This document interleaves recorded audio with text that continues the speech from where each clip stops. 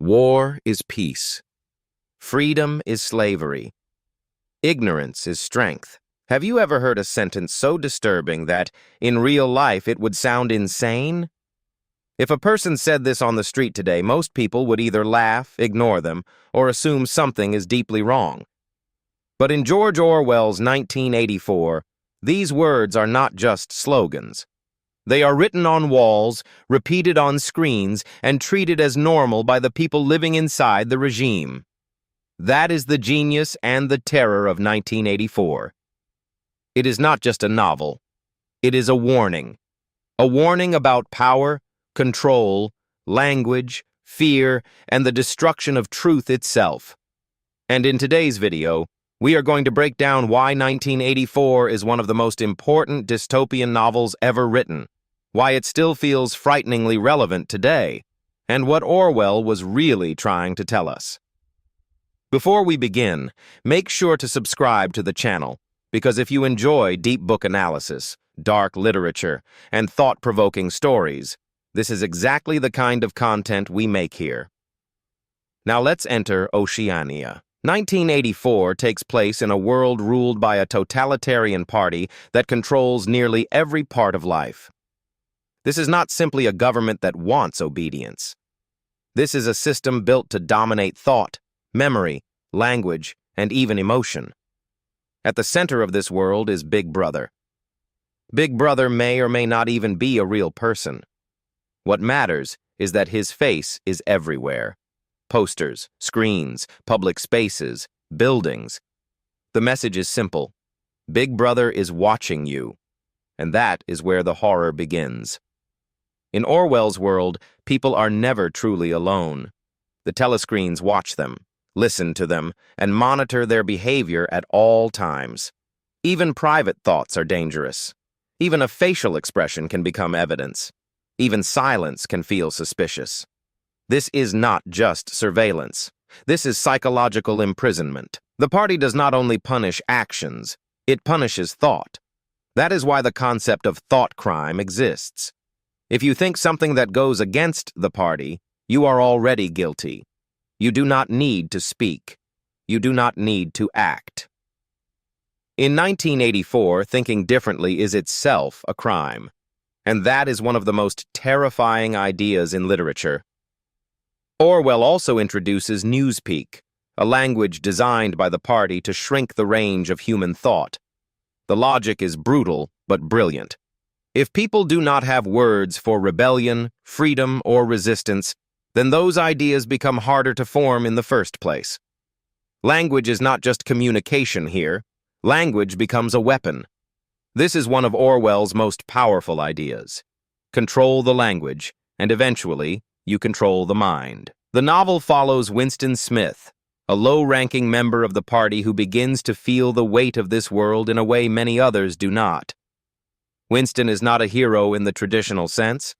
He is tired, broken, suspicious, and deeply human. But unlike many others, he still remembers that something is wrong. That memory becomes dangerous. Because in a world where the past is constantly rewritten, even memory itself becomes unstable. The party changes records, destroys evidence, edits history, and forces people to accept whatever version of reality it chooses. If the party says it never happened, then it never happened. If the party says 2 + 2 = 5, then 2 + 2 = 5. That famous line is not just about math. It is about reality itself. It means the party wants so much power that it can force people to deny what is plainly true. Orwell is showing us a world where truth is not discovered. Truth is manufactured. And that is why propaganda matters so much in the novel. One of the party's greatest tools is manipulation through fear and hatred. The people are constantly fed enemies. They are pushed into collective anger. They are trained to love the party by hating someone else. This is where events like the 2 Minutes Hate and Hate Week become essential. These rituals are not random. They are carefully designed emotional machines. The goal is not to inform people. The goal is to overwhelm them, to make them feel, to redirect their fear, frustration, and aggression toward a target chosen by the regime. And when people are emotionally charged, they stop thinking critically. That is the whole point. This is also one of the reasons 1984 feels so realistic. Orwell was not just imagining a fictional dictatorship. He was observing real political patterns from his time, especially the rise of totalitarian systems in the 20th century. He had seen how propaganda could transform society. He had seen how fear could unify populations. He had seen how governments could create enemies in order to justify control. So 1984 becomes more than fiction. It becomes a mirror. The party also controls people by controlling the past. In the novel, history is constantly rewritten so that the party always appears correct, always appears victorious, and always appears necessary. This is one of the darkest aspects of the story. Because if you cannot trust the past, then you cannot trust your own mind. And if enough people lose trust in their own memory, then the regime no longer needs to use force all the time. The people begin to police themselves. This is where Orwell's vision becomes incredibly sharp. A dictatorship does not survive only through violence. It survives through obedience, language, memory, and fear. And when these systems work together, the result is a society where people can be controlled without even realizing how deeply they have been controlled. At this point in the story, Winston begins to resist in small ways. He writes, he remembers, he doubts, he secretly seeks truth.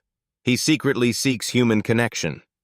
He is drawn to Julia, and for a moment, he believes that private love and private rebellion might be enough to challenge the party. But the party is patient. It does not merely punish Winston. It studies him.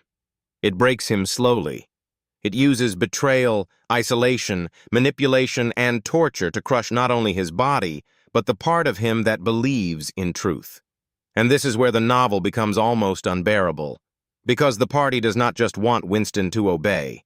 It wants him to believe. It wants him to love Big Brother. That is the real victory the regime wants. Not fear, not silence, but inner surrender. One of the most horrifying parts of the novel is the idea that a human being can be made to abandon even their deepest convictions under enough pressure. And Orwell connects this to pain in a devastating way. There is a reason Room 101 is so memorable. In Room 101, each person is confronted with their worst fear. For Winston, it is rats. But the point is larger than that. The point is that the party has found the final lever of control. Terror so personal that it destroys resistance at its core. Before this moment, Winston still had something left inside him. After this moment, the resistance breaks. This is not just physical torture. This is the collapse of identity. Orwell is asking a brutal question. How much can a person endure before they give up not just their body, but their soul? And then comes the ending. Winston is defeated. The party succeeds in reshaping him. What began as rebellion ends in surrender. The man who once doubted the system is transformed into someone who finally accepts it. It is a bleak ending, but it is not meaningless.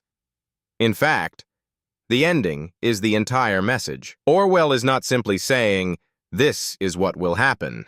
He is saying, "This is what can happen if power is left unchecked." And that is why 1984 is not just a criticism of one ideology. It is a criticism of all systems that destroy freedom, erase truth, and reduce human beings into obedient tools. Some readers see 1984 as an anti-communist novel. Others read it as an anti-fascist novel. But the deeper truth is that Orwell was attacking totalitarianism itself. It does not matter what the regime calls itself. If it controls language, rewrites history, isolates the individual, uses propaganda, and destroys free thought, then it becomes the kind of machine Orwell was warning us about. And that warning still matters today, because the fear in 1984 is not only that the government can watch you, It is that people may eventually stop caring whether they are watched. It is that they may accept lies if the lies are repeated enough.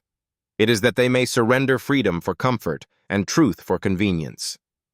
That is why 1984 remains one of the most powerful books ever written. It is not only dark, it is necessary. It forces us to ask hard questions. Who controls information? Who controls memory? Who controls language? And most importantly, who benefits when people stop asking questions? If you are still here, make sure to subscribe, because we break down books like this with depth, clarity, and a lot of attention to the ideas behind the story. Because stories like 1984 are not just stories. They are warnings. And sometimes, warnings are the most important things we can read.